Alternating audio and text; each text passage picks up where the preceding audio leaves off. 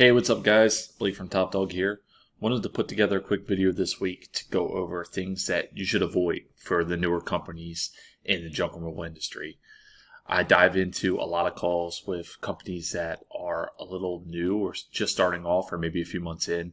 And I just wanted to recap some of the things that I've noticed either companies a few months in have lost money on, or companies who are just starting out are usually looking at, and I try to warn them about them to make sure they don't make the same mistakes that some others have made. So I'm going to go through a quick walkthrough of some things that you should avoid or maybe at least be a little tentative about. And I hope this helps you guys as you're starting your junk removal business or as you're starting to establish it and grow it within the first few months. Okay.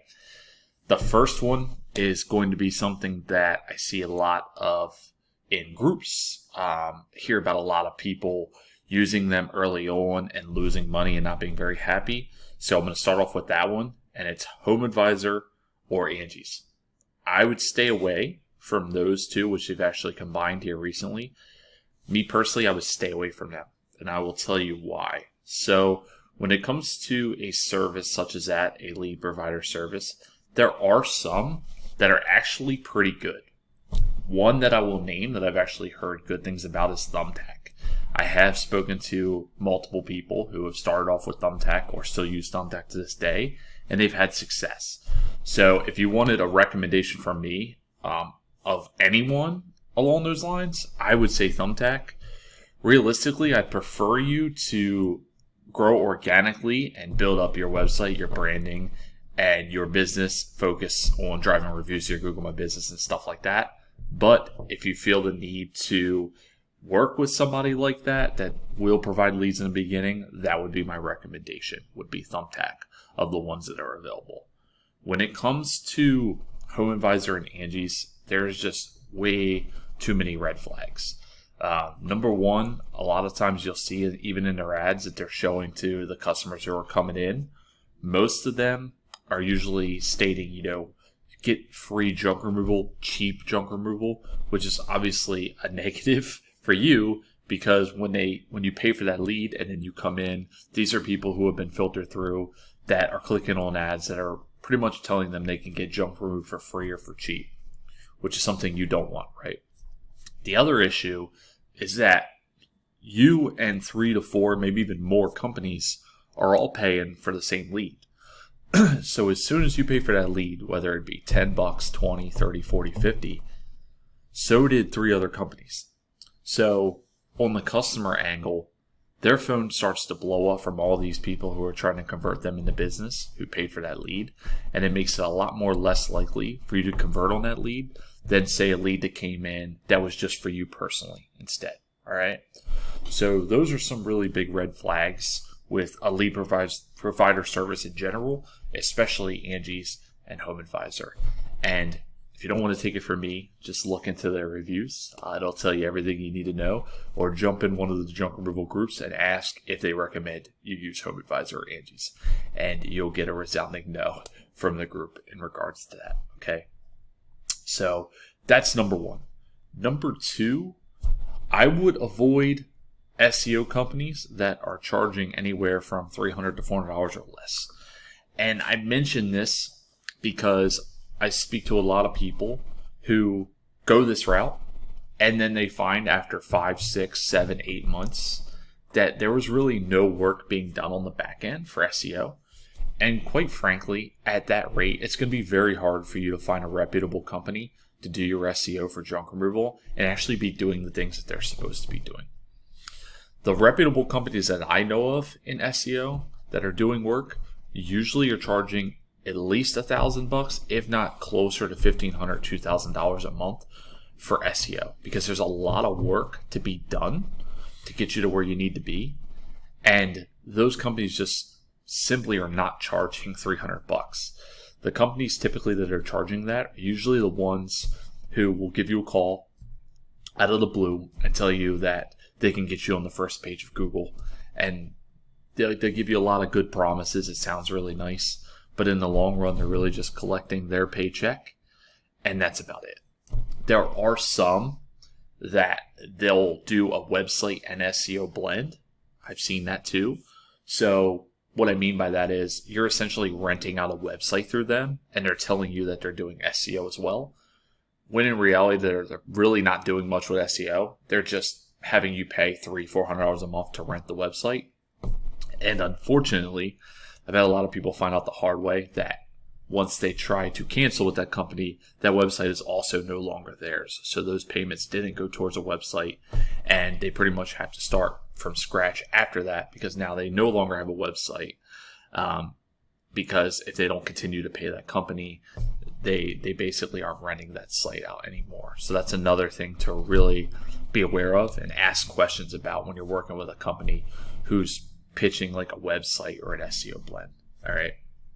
So those two things are major and are two traps that I think a lot of people really fall into in the junk removal industry. I would say another one would be, a lot of what I've seen is kind of a mindset issue with junk removal. So people come in and they're too afraid of the other people who are either lowballing them or the saturation in general. And if you're willing to build a solid brand for yourself, you'll be able to distinguish yourself from the rest of those people, especially the lowballers and people who are dumping illegally. And you're going to find the customers that are willing to pay you what you're worth. All right. So one of the things you should definitely avoid is trying to price your services to match someone who's lowballing. Okay. Because you're only doing not only yourself, but the industry a disservice and bringing the value of junk removal down by doing so. All right. So when you're trying to factor in your pricing and figure out your pricing, don't look as much on the low end, but look more at the people who are a better example for you, the bigger players in the industry, and get a feel for what their pricing is, because they're essentially setting the market for you to where you can now navigate within that pricing structure. Okay. Forget about the guys who are doing it for dirt cheap, because most of them will not last anyway, long term. And most of the time, they're either not insured, they're dumping illegally, they're not doing business the way that you're doing business. So you cannot compare your business to theirs. Again, if you're willing to put in the work and distinguish yourselves from the competition in regards to your brand and the way that you do business and your service, you won't ever have to worry about them anyway, because the value of the service you provide will show, and therefore make your price something that is less of an issue than you probably think it is in your own head. All right.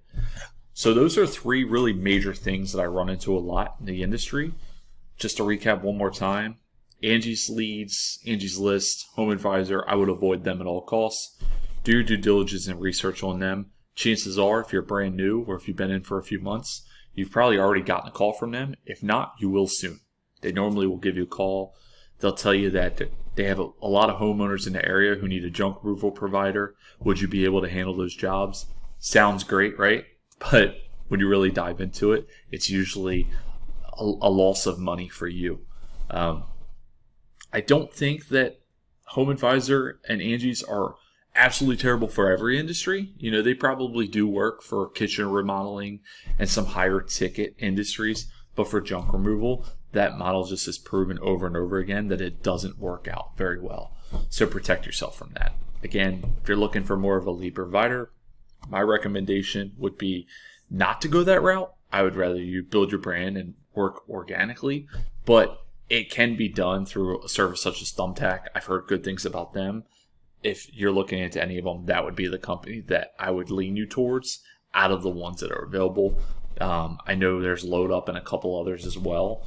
I would do your research. There might be a few others who could provide a pretty good level of service for you and at least a return on your investment. Okay. And then avoiding SEO companies that are dirt cheap. There's a reason they're dirt cheap.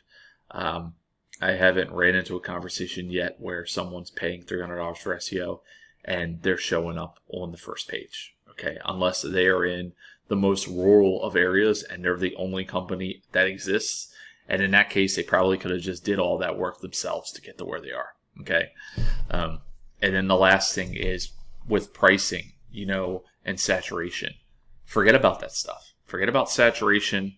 That there's room for people in this business to start off and grow. I've seen it time and time again. All right. No matter what area you're in, if you're in a city, high demand city, it's probably saturated, but it's a high demand out there.